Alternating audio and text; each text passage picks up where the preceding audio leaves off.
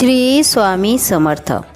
नमस्कार स्वामी भक्तांनो, पाहून दुर्लक्ष करू नका. जर का हा स्वामी संदेश तुम्ही शेवटपर्यंत ऐकलास तर तुझ्यासारखा भाग्यवान कोणीच नसेल. स्वामी तुझ्यासोबत बोलण्याचा प्रयत्न करत आहेत. हे बोलणे ऐकून तुझे भाग्य बदलणार आहे. तुमचे जीवन कायमचे बदलणार आहे. तुमच्या जीवनात असे काही आश्चर्यचकित बदल होतील तुम्ही कल्पनासुद्धा केली नाही. आज तुमच्या आयुष्यातील भाग्याचा दिवस ठरणार आहे. तुमचा यावर विश्वास असेल तर आत्ताच व्हिडिओला लाईक करून आपल्या चॅनलला सबस्क्राईब करा. श्री स्वामी समर्थ टाईप करा, भाग्यवंत ठराल. श्री स्वामी समर्थ. अवधूत चिंतन श्री गुरुदेव दत्त. श्री स्वामी समर्थ. स्वामी म्हणतात, बाळा, स्वतःला सुधारण्यात इतके व्यस्त व्हा की दुसऱ्याच्या चुका शोधण्यासाठी तुम्हाला वेळ नाही मिळाला पाहिजे. तुम्हाला आयुष्यात काहीतरी चांगले कार्य करायचे असेल तर निंदेला घाबरून आपले ध्येय सोडू नका. जेव्हा आपण यशस्वी होऊ तेव्हा निंदा करणाऱ्याचे विचार बदलतात. तुम्ही सकाळी उठल्यानंतर तुमच्याकडे 2 पर्याय असतात.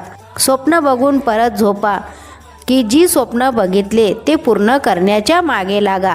आपल्यामध्ये एकच कमतरता असते, ते म्हणजे आपण गोष्टी करतो कमी आणि बोलतो जास्त. स्वामी म्हणतात, विश्वास बहुतांश वेळेस समोरची व्यक्ती काय सांगते ते ऐकतो. विश्वास ठेवतो की या व्यक्तीमुळे आपले नुकसान होणार नाही, आपले वाईट होणार नाही असा विश्वास त्याला वाटते. हा आंधळा विश्वासच त्याचा विश्वासघात करतो. स्वामी म्हणतात की बाळा, असा विश्वास ठेवू नका जेणेकरून तुम्हाला आयुष्यभर पश्चाताप करण्याची वेळ येईल. स्वामी चोळप्याला म्हणतात की जसा राजा तशी प्रजा. राजाला सुद्धा कळत नाही की कुणावर विश्वास ठेवावा. तिकडे राजा खंडेराव याचा कारभारी दाजीबा यांना इंग्रज अटक करतात. दाजीबाचा स्वभाव फार कठोर असल्यामुळे तो इंग्रजांशी उर्मटपणे वागतो. राजा खंडेराव त्याला जमीनवरती सोडवतो आणि त्याचा दंडसुद्धा भरतो. दाजीबाला सोडून आणतात. एवढेच नव्हे तर त्याला प्रमुख कारभारीसुद्धा नियुक्त करतात.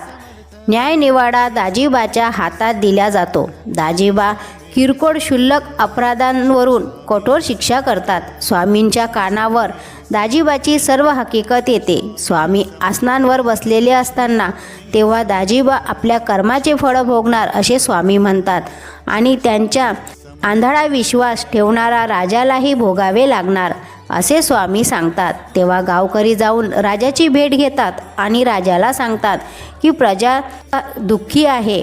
न्यायपदावर जे अधिकारी आहेत त्यामुळे प्रजा दुःखी आहे.